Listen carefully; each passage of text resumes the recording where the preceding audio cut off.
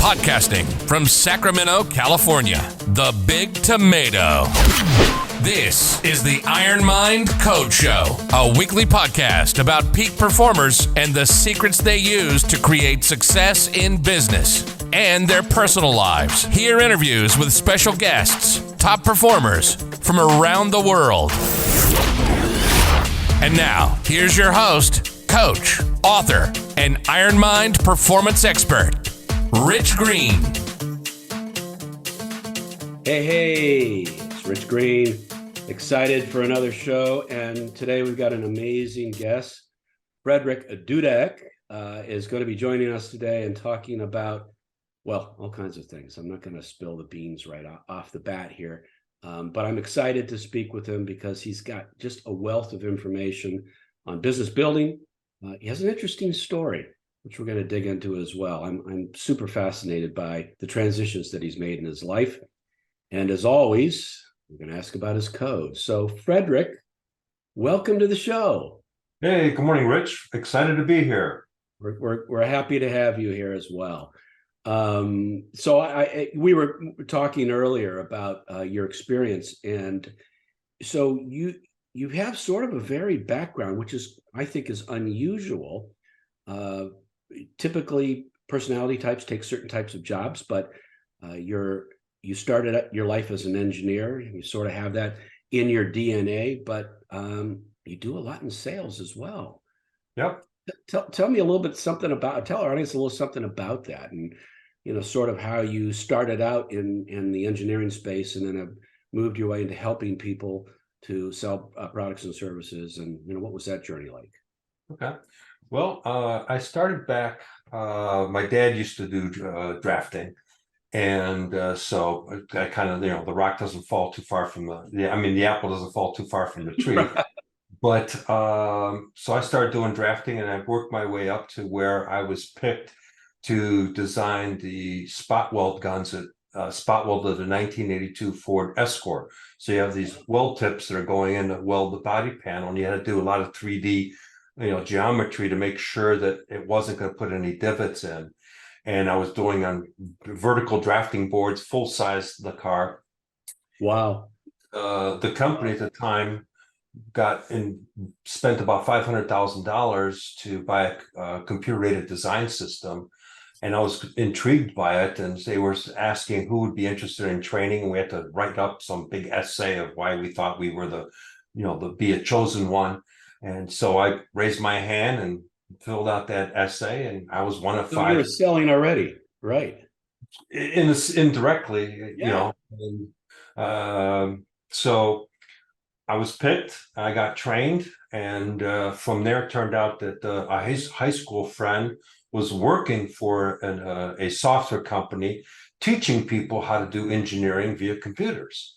And they were looking for additional people that were actually from the field and knew what they were doing. So, but I needed to put together a resume. And back then, I didn't know what a resume was. And so I got a buddy of mine from second grade that I had taken to Washington University to get his law degree. And so for 3 hours on the phone, he helped write my resume, and I got an interview and got a second interview, and I got a job offer, and it moved me from the Detroit area to the Chicago area. And I started learning computer-aided design, and then I was picked to teach computer-aided design. And I'll share the unique little quick story is that I was picked to go teach Eaton Corporation, and I went there, and I did the training as I thought to do the training was basically go through a manual and flip through the pages and read it first, and then tell people what to do, because I was completely novice at this stuff. And the manager came in and said, after the end of that day, he says, "That's the worst blank training I've ever seen in my entire life." He goes, "I'll give you between now and tomorrow to get yourself straightened out, or I'm calling your manager and having you fired." Uh-oh. Wow. So I slept real well that night. Yeah. And I invented an engagement training where I started asking like, hey, Rich, how would you handle this particular thing? And Steve, do you think that this is the right way? And it was like it was a transformation.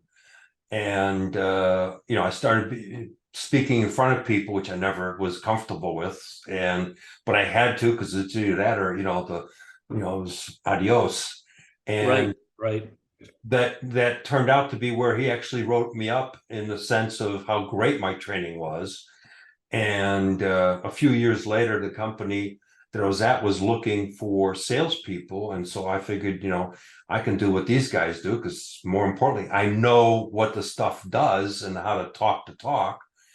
And I got picked and I got sent through 6 months of sales training through companies like Wilson Learning, Vanguard, and Dale Carnegie classes and stuff like that. And Wow. my That, first, I mean, that hardly happens at all today with companies. That's amazing. yeah, I mean, it was 6 months, and I got flown from Chicago to Boston for the training and back. Every month for a week, we were in Boston through the whole training and videotaping us and all that stuff back then. And my first year, I won some sales awards, and I've never looked back since. That is fantastic. And I tell you what, any managers out there that are listening to this, and I know I've got a lot of business executives that are listeners of the podcast, training is everything. Invest in your people, because this is what you get when you do that. And interesting thing, I took a note when you said something about how you changed that presentation. You started asking questions, which is something that I started doing when I first became a college professor and I was teaching business classes. And I didn't necessarily have everything memorized in the book. And I found that asking questions was an interesting way to get people engaged. And also a way to me to learn how other people were absorbing the information, so that I could, have a pause and think about it, and also to maybe do a redirect for the training. So I think that asking questions was genius, but it was also, as you well know, one of the number one skills in sales. Yeah.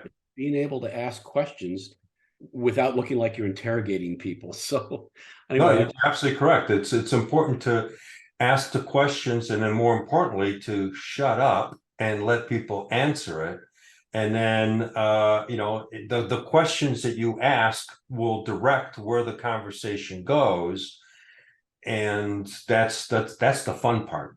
Yeah, absolutely. Absolutely. So for a lot of people that aren't in professional sales, it's not about convincing people.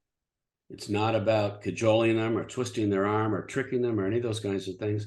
It's about drawing out information that either they know or maybe they don't know that they know, and helping people to make a decision, presenting information in a certain way so that people can see if it fits within their lives or in their businesses. So asking questions and then listening to the most important sales skills. Yeah. Thanks for pointing that out, because really important. So you've been in sales training, and you kind of never look back. Yeah, no, I've worked myself up from sales. I mean, one of my stories that I share is paying attention to what's going on in a room. And I was selling to a railroad car manufacturer in Chicago. And I've been working with the engineering department and the managers, and we had all this stuff put together. And now it was time to go see the CEO of the company for approval. And we walk in, huge office, and the guy's sitting behind his desk, intimidating, doesn't even get up from the desk. We're standing. I look, he's got a glass wall, and he's got a helo pad right outside of his glass wall, wind wall there. And I'm going like, oh my gosh, this guy's big time. And he looks up and he goes, okay, you guys got 5 minutes. And that was it. Wow. And so the engineering manager, looked at me and he goes, I guess I'm up.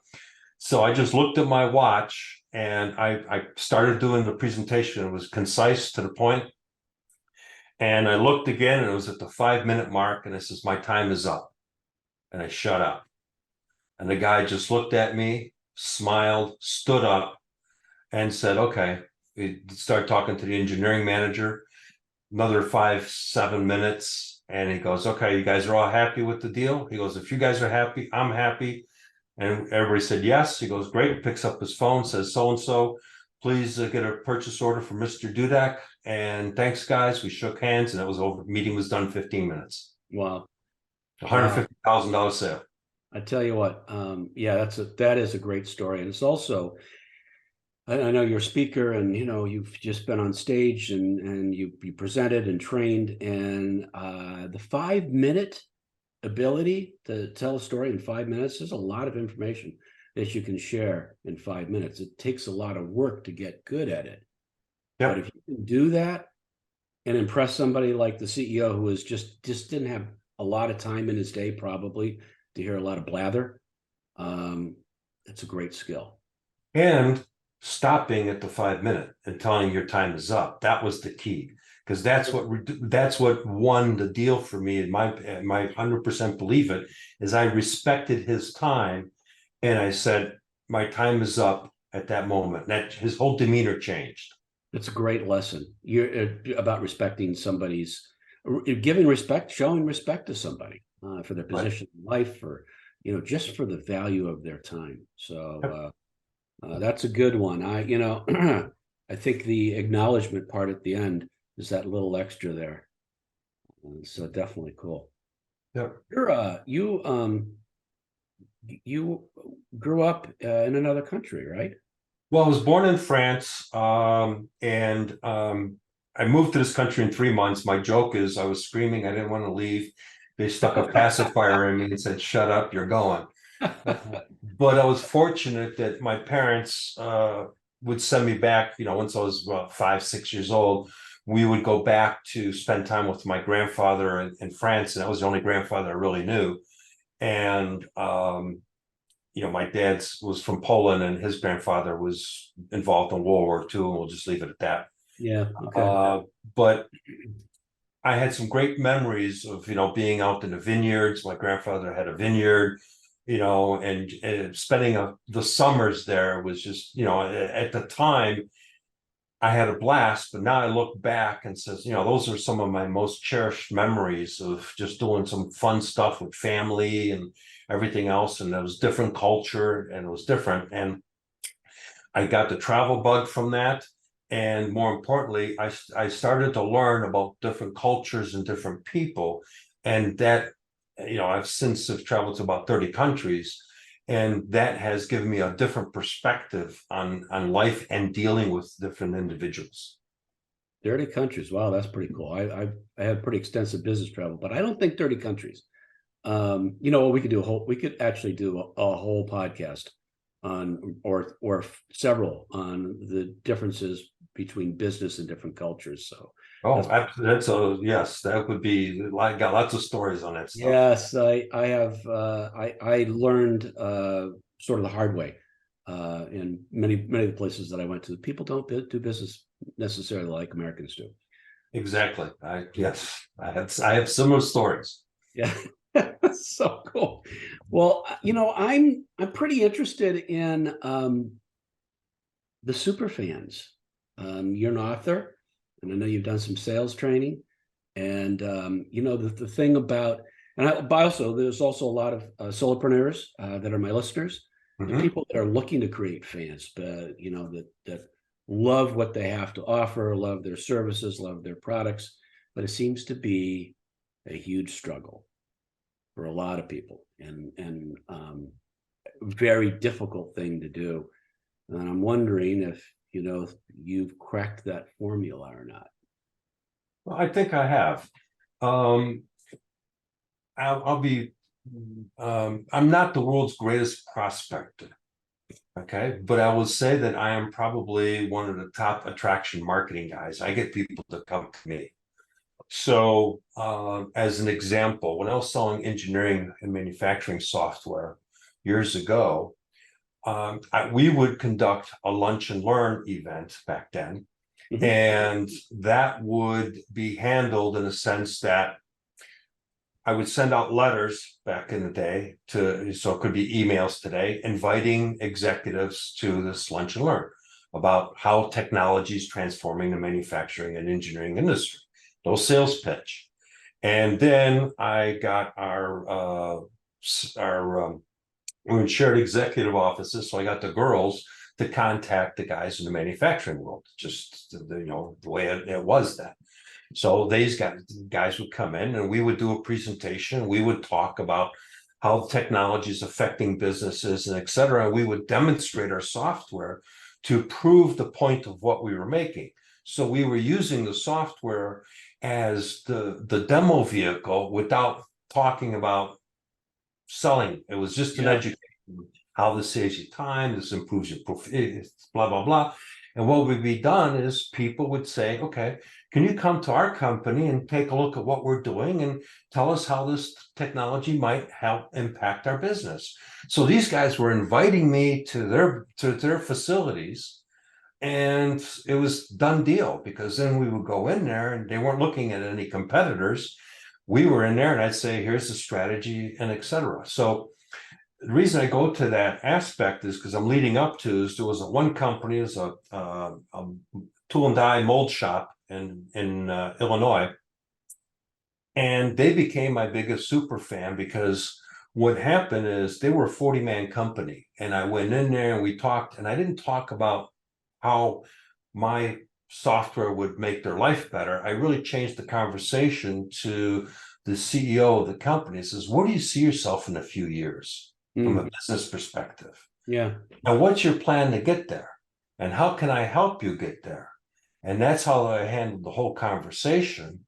And, it says, okay, well, we can use this type of technology, well, we don't do this, but here, you should buy this from this guy, because that'll help you in that area. And I became more of an advisor with them, and they started to grow their business and add people and get more work. And so I would always call them up and says, hey, I've got this company. Would you mind sharing what we've done with your company? And they would be, they would absolutely say, sure. And they would talk to my prospects. So I was no longer selling. My customer was selling on my behalf. Yeah. But the unique part was that when Bob was who was the IT manager, I knew with his growth, he wanted to control all of it, was going through divorce, who was sitting at the bar with him, drinking a beer, listening to all the stuff that was going on to his life. This guy. Yeah. And that's where I made him into my super fan, to the point where, I was about to win a contest and I needed one more sale. And I knew that they were going to buy something in the fourth quarter. I says, Bob, I got to get this thing done by end of June for me to win this contest. And I need one more sale and I've got this. And I says, can you help me out? And so the conversation, the short version of it was, he goes, what can you do on the payment? I said, I can delay the payment. I'm number one sales guy in the company. I can do whatever I want. And Isn't that true? That is true, isn't it? Yeah. So I got so he gave me the deal. I delayed the payments to him and I won the prize, because we just had a early commitment, late delivery, and late payment. That was all we needed to do. So it was thinking out of the box on how to get that deal done. And so that's when I started to create Superfans for my customers. And I also made sure that everybody was referenceable. So I would hand out my day timer and said, here, grab my phone, call any one of these people at any time, they're all referenceable. That's good. I mean, you just listed so many things. There's a lot to unpack there, but I got excited because a lot of the strategies that I've used as well, I've taught as well. Starting off with the lunch and learns, which when I started coaching, I was trained by the John Maxwell Company. Yep. For me, it was all about leadership, and I still believe leadership is key to success. And that was the way that I would get business, coaching business, and working with executives and sales executives, was to give value and do a lunch and learn. Yep. And then so folks, that's a great way lunch and learn's a great way to do it. Webinars that people do today are a great way to give value without shamelessly pitching, which Frederick, I think that's what you did. Yeah. I got invited in. I mean, it was, when, for example, I spoke at the United States Mold Builders Association, and I flew out. I think it was in Carolina or something like that at the time, and they told me I could talk about technology, but I couldn't talk and promote my product. I said, okay, yeah. So what I talked about was compute speed. And every owner was like dumbfounded with what I was talking about, because I talked, okay, you're doing, NC manufacturing, programming. You got mathematical stuff that got to get calculated to generate the tool path to machine the metal out of the particular part. Okay. So this is, so what's your employee doing as the computer's calculating all this math for 15, 20 minutes? Nothing. And now you tweak it, and then it says, and then you tweak it, and then you got to rerun the code again because, okay, it's not the way I want it. I got to make a couple adjustments. So there's another 15, 20 minutes, another 15, 20 minutes. This is, so those are loss of productivity. And you're not, you're too cheap is how I worded it, to spend $5,000, $6,000, $7,000 to get a new latest and greatest computer to do the math calculations so that your guy's more productive. And they were like, I never even looked at it that way. Right. And the next thing I know is I got people asking me to come to their companies to take a look at what they're doing, and made sales without selling. I didn't sell one thing. Nobody, you know what? Nobody likes to be sold. The other things I wrote down that you do in that formula, which I think are great. So you added value, right? And you didn't sell. You got in, as you said, you got invited in. You asked a question of the CEO about his life, excuse me. And so you put him in the story, started having him imagine something different. You didn't know what it was, but he's creating the story. And then the other thing that I think was great was recommending products that weren't your own, but would help. And I guess if you're in sales, you better know a lot about the industry that you're in and your competitors or other companies that have ancillary products that are important to your customers, so that you can be a good maybe a good consultant. Maybe that's well, it is. It's a because now you've shown integrity. It's not about the sale, it's about the benefit and the success. And again, that's part of building a super fan, is making them successful. And whether you're selling software, widgets, or broomsticks or whatever, those are just tools. The reality of it is, where do they see themselves, and how can you help them achieve the growth that they're after? And the rest of it takes care of itself. They're just mechanisms. I would tell people, in manufacturing software, they all do the job, okay, in some way, shape, or form. Otherwise, they wouldn't exist. But where I would differ, so I wouldn't get into the weeds of, well, we flip it this way and they flip it that way. I was more like, okay, how do we help your productivity? How do we help your profit line? How do we help you grow your business? And that one company in Illinois, last time I was there, as a joke, they held the door closed, so I couldn't get in. I says, "What's up, guys?" This is, they tell me through the door, every time you walk in here, it costs us $100,000. And I says, "Yeah, but you bought the building to the left, you bought the building to the right. You're now 100 and some employees. You got a company in Carolinas." So it was a joke, but the point was, I helped them grow and triple their business in a period of 4 years. Yeah, that's amazing. That's amazing. And that's the value of coaching or consulting, or a combination thereof. I think the stats out there on that are your ROI is 7 times the investment. It's like, those are industry standard stats, so it could vary. But that's great. The other thing that I loved, and one of my favorite authors, many of the books that I read from him came into my mind when you're talking about the guy that was going through the divorce, the personal situation, right?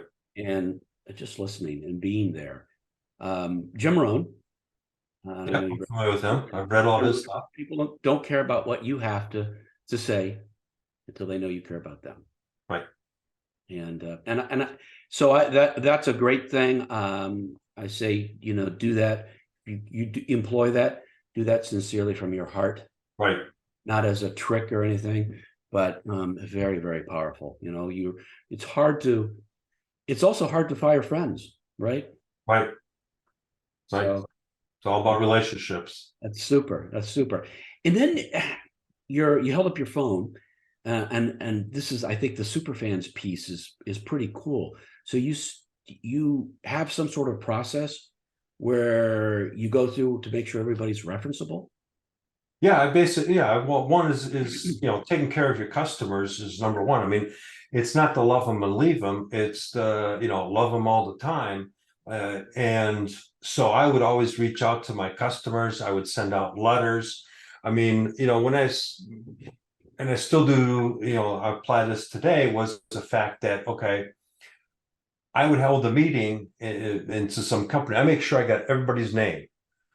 And everybody gets either an email back, or I actually mail something to them through the postal service, acknowledging their time, appreciating them, and all that stuff. And so, going back to the manufacturing world, I would have the guys out from the shop floor that would be coming in to take a look at the technology and everything else, because they're the guys going to be using it. And I made sure I got their names because nobody ever acknowledges them. But they all got a letter, thank you, Steve, thank you, Mike, thank you, Jill, thank you, Mary, for participating in our meeting, and appreciate all your valuable input, and blah, blah, blah. We look forward to developing a great partnership. And so I made them all feel important, and they were contributors. Yeah. I found out afterwards is, okay, why did you pick us, when you won the deal? And all of them said, we felt that you would provide the best post-sales support. Huh. But I positioned that, if you think about that, I positioned that from the get-go. Yeah. And so, one of the things I talk about in, and this is what the cover looks like, Business Superfans, okay, is to acknowledge and express appreciation and recognition to people. One of my quotes is, people will crawl through broken glass for appreciation and recognition. Tell me I'm wrong. No, I can't tell you you're wrong. I've seen people do crazy things for, in contests for winning a T-shirt. Right.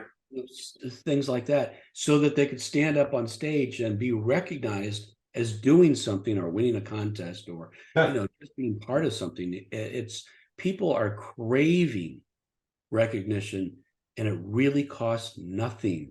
Managers, again, you're listening to this, and you've got people, and your most valuable asset, recognizing them as their value to the organization, as people.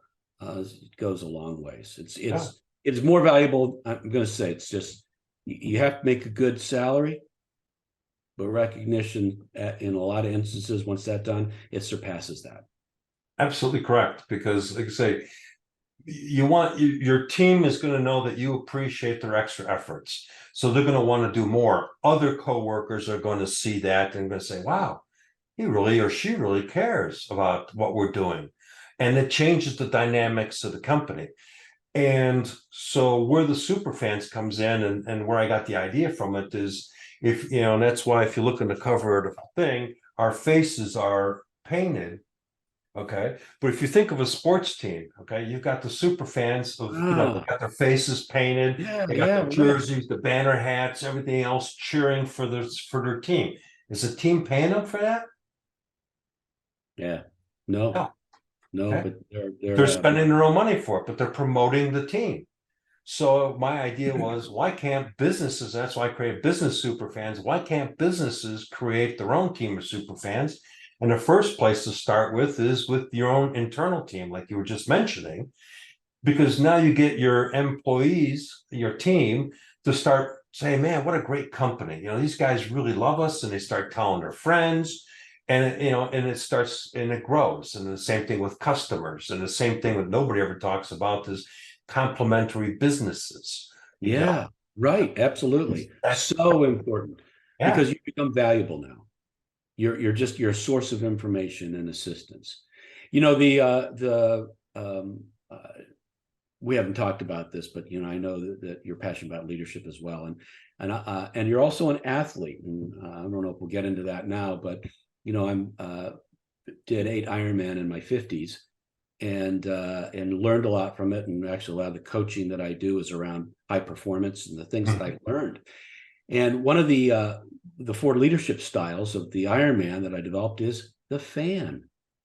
The fan is so important. It's so critical in an organization, and it's critical to somebody that's in competition, Right. because when things are tough and you've got up to 17 hours to finish your race, if it takes that long, Right. people that are on the sidelines that are keeping you going. Yep. So, yeah, creating. I want to dig into that, to the Superfans. So I'm fascinated by this sort of the process that you've got, and if you'd be willing to talk a little bit more about your book, Yeah. which is Creating Business Superfans. I think it's available on Amazon and a whole bunch of other places, correct? Yes. Frederick? Yeah.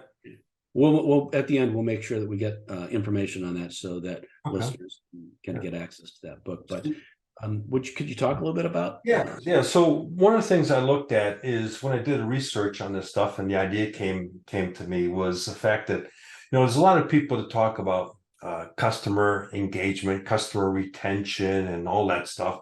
But if you stop and think about it, they're talking about a silo. It's just one component of the equation.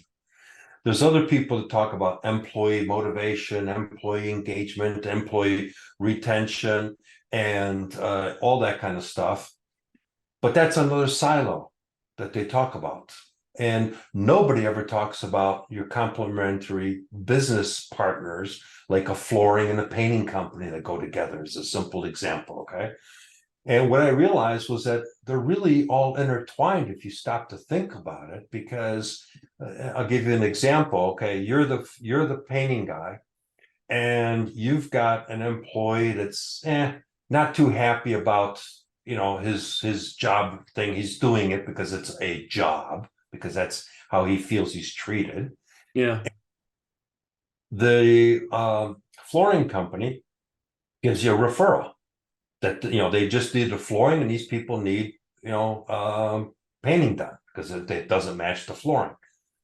So the employee that's not super motivated goes and does a mediocre job on a painting. And so now you've got a situation where the flooring guy that recommended you looks bad to his customer. The painting company looks bad to the customer. And more importantly, now the flooring guy is not happy with the painting company because he just lost himself a customer that's unhappy. And right there is a combination of all of those things all intertwined. Yeah. If that employee was motivated, fired up, and loved his company, they would walk in and turn around and say, hey, this is I love this company, and these flooring guys, they're the best, and all that stuff. So it really reinforces the fact that a customer, they picked an outstanding flooring company, and that's why they got recommended. And it just all intertwines. And unfortunately, we don't think of it that way. It's like the ripple it's like the pebble dropped in the pond, and the ripple goes out, and it affects so many parts of the shores, and you don't even know. Right. So right. It's, or I guess the other one that people talk about is the butterfly wings causing a hurricane 7,000 miles away. Right. There really are very powerful effects from things that we do or say, or just even think, and then it emits some sort of energy that people pick up, good or bad. Right. And it's like, one of the things I talk about in the book is, the importance of thank you and the follow-up for the thank you. Because I don't think we you look at, there's certain industries, and I won't name them, but that are weak in that aspect. So they'll do the job, they'll do a good job, and that's the last time that customer hears back from that company. Crazy. I mean, and it's like, wait a minute, you just lost that customer because they're not talking about you, they're not promoting you, they're not saying what a great job you are, because they haven't heard from you ever again. And the mindset is, well, it was a transaction, we got it done, we serviced them, and all set. Versus, a couple months later, hey, just checking in and making sure, that everything is working and all is good. And if you need anything, let us know. And if you know anybody that could benefit from us, let us know as well. We'd be grateful. It's the simple stuff that is the big stuff. And it's like 6 months later or a year later, hey, just want to reach out, Rich, and say hi, hope all is well. How's life treating you? And oh, by the way, here's a couple, we've expanded because of your assistance, and we value you because our company's grown because of customers like you. People want to know that they dealt with a successful company. So it's okay to go back to those past customers and says, hey, because of you guys, we've grown. And thank you. Yeah, right. And if you're not going back, how do you going back to your formula for creating Superfans? If you're not going back and finding out about their business and their lives, you're not going to, this is a simple process of checking in and saying thank you. But it's all part of that building the Superfan process from sort of that beginning that you were talking about. Yeah. Yeah. It's recognizing, it's like I tell people, I talk about birthday marketing. And people look at me as birthday marketing. Why would you do that? I says, well, because it's an important thing. It says, if you send a birthday card to somebody through the mail, not an email or a text or something, it could be the only card that person has received, number one. Number two, it just shows the time that, wow, you took the time to send them card. I mean, I can show you tons of text messages I get from people saying, oh my gosh, I can't believe you remembered my birthday. Thank you so much. And it's the little things. Did it take a lot of effort to do that? No, not at all. I'm glad you brought up I'm so glad you brought up the U.S. mail, because I use the U.S. mail all the time, and it still works. It works well, because guess what? People don't get mail anymore. Yeah. I mean, what they get, they don't like. It's usually some sort of junk, or maybe a bill or something like that. Yeah. What a surprise to get a card. Or even I send out letters. I still send out letters to people in the mail, because they're going to go. I mean, we all do this. We look at a junk bill that goes in that pile. I ain't opening that because I know they want just money. That's our mindset these days. Oh my God, what's this? Oh, I'm gonna open this one up, and it gets opened. And I've gotten more opportunities from prospecting that way, because it was, whoa, what's this? And it works. I love by the way, I love your attraction marketing versus the prospecting, because I think you're adding value, you're attracting people, I guess you could put that prospecting term on it, but in my head, and I think a lot of other people's heads, prospecting is a different sort of a process. Mm-hmm. Sometimes not too much fun for a salespeople, and I guarantee you, not too much fun for the prospects either. Correct. So the other thing that I'm thinking about, something that I've done frequently, and for other authors who have books, which is fun to do, is to send a prospect a copy of your book. Yep. From Amazon. And if you've got Prime, the shipping is free. Right. And then everybody, you get a package that's from Amazon versus something you're going to open it up, right? Right. Yeah. So the U.S. mail or things that come to your mailbox or your door, or if people still have the inbox where stuff sits on top, and it gets opened. Yep. So that's super. And personalizing gifts. If you're sending a gift to somebody, make sure you got their name on it. Because if I sent somebody a coffee mug and it's got my logo on it, who's it about? Yeah. It's about me, the company. If I send that same coffee mug with my logo, but now it's got the name Rich on it. Whose coffee cup is it? Yeah, it's It's you're yours. the company. You are this is salespeople have incredible power if they use it responsibly. And you are the company. You know, you could have the company could have the best product in the world. They could have the most clever marketing, but if they don't like the people, that the prospect doesn't like the people they're dealing with. Toast. Don't pass zero. So yeah, yeah, very cool. Yeah.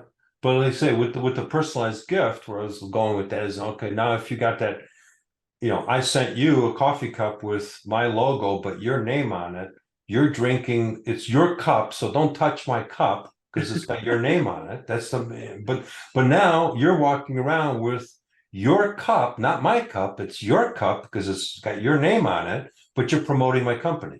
Yeah, yeah, super. I hope people that are listening to this writing these things down, because we got so many this talk, this dialogue that we're having. There's so many gems in it. I mean, so many absolute gems in it. And I guess if you wanted to be able to to grab more of those gems, and you have some gifts, I think, some things that you give out for free. Yeah. Something called the scorecard. Could you tell me Yeah. about that Superfan scorecard? What's Yeah, that the about? Superfans scorecard is a pretty cool thing that created. It's in conjunction with the book, so that's what it looks like. It's like a dartboard. The top spot is in the center. Okay. But it's each chapter is what I did with the book is each chapter is self-contained. So it addresses customers, employees, and business partners per each chapter. Huh. And so per each chapter, we start off with prospecting. At the end of the chapter is a question that asks you on a score of 0 to 10, how do you rate yourself in your prospecting skills? And you would take your pen and put a dot there. Got it. And go on to follow up, thank you, birthdays, appreciation, recognition, retention, unexpected gifts, reviews and referrals, and gratitude is the last one. And then when you're all done, you connect the dots and you'll realize that your wheel isn't really smooth. It's a little bit got some flat spots in it. Yeah. And so then there is some, it tells you how it works. But then at the back here, there's a whole action guide, and being a coach, you can appreciate this. Yeah. Okay. Rubber meets road. Next action steps, responsible deadline, resources, barriers, and results. And I can put dates on here. What do I need to do to improve my score? That is very cool. And so on that front page, after you get done scoring yourself, you've got a visual. I guess I'm visioning it right now. You've got a visual, and you can see where that wheel is like. It's not going to turn. It's not going to feel good when it hits something that's not. It's a dilapidated. It's a dilapidated wheel. Clunk, clunk, clunk. Right. So you would focus. I'm guessing you would use that to focus on the areas that are. But you realize that yourself you're short with. Yeah, and then I've got a community that people can join to. It's called the Business Superfans Accelerator Community that people can join for free, and it's strictly all business owners. I'm launching it, so there's I'm looking to get people in there, and then start doing some stuff with it. But the whole intent is they get access through me through that community to help coach them on what are you doing, how are you doing it, and all that aspect. And the other thing that's available is at a reduced rate is I did a lot of research and spent a few bucks, and I downloaded everybody's customer avatar worksheet. And I took all the best of everybody's stuff and then send all the other stuff. And we created a comprehensive customer avatar worksheet that you can go through. It's got, the avatar deep dive, etc. And then we get into talking about you and about, get your KPIs and what you need to be doing for that aspect. And then, what's your unique selling proposition, your elevator pitch, all that stuff, so that you first define who you want to be pursuing, and then what's going to be your messaging for that particular group. And so that's also available for like $3. Normally it's $6. What? Just $3? Yeah, And $3. I'd pay 100 times that, because I'll tell you what, there's all sorts of stuff on creating avatars, but all of the follow-up is it's rare that you find something all put together like that. You got your avatar, but now you just mentioned KPIs and things that you want to be able to measure. Being able to have all of that at your fingertips is that's what I say. I spent months downloading everybody's stuff, all the stuff. It's part of sales. You got to know what your competition's got, and then we reworked it, and now it's got some really cool stuff. I had a great team help me put this together, and again, it's all about helping people. Adding value. And that's the way we grow our business. That's the way we grow our super fans. Yep. Super. Frederick, thank you so much for being a guest of the show. I've enjoyed our time together. I'd love to have you back and talk more about this, and I hope you come back.